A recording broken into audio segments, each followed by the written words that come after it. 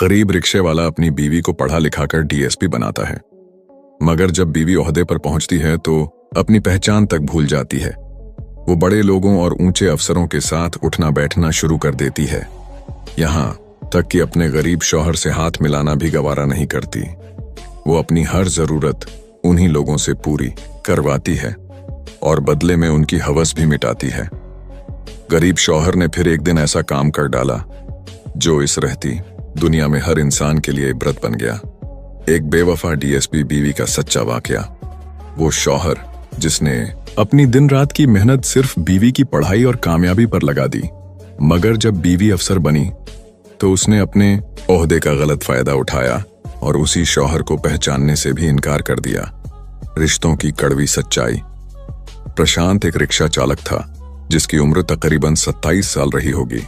वो रिक्शा चलाकर ही अपने घर का गुजारा करता था। एक दिन की बात है, शहर की तंग गलियों से गुजरते हुए प्रशांत अपने रिक्शे में बैठे मुसाफिरों को उनकी मंजिल तक पहुंचाने में मशगूल था।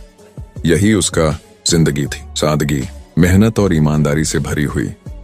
वो दिन भर रिक्शा चलाता और घर का खर्च पूरा करता, लेकिन आज का दिन उसके लिए किसी इम्तिहान से कम न था। जैसे ही वो एक चौक पर पहुंचा, एक ट्रैफिक पुलिस वाला प्रकाश यादव ने उसे इशारे से रोक लिया। प्रकाश के चेहरे पर सख्तगी साफ झलक रही थी।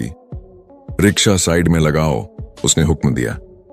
प्रशांत ने फौरन रिक्शा रोक दिया और पूछा, क्या बात है साहब, कोई गलती हो गई क्या? प्रकाश ने आंखें तरेरी।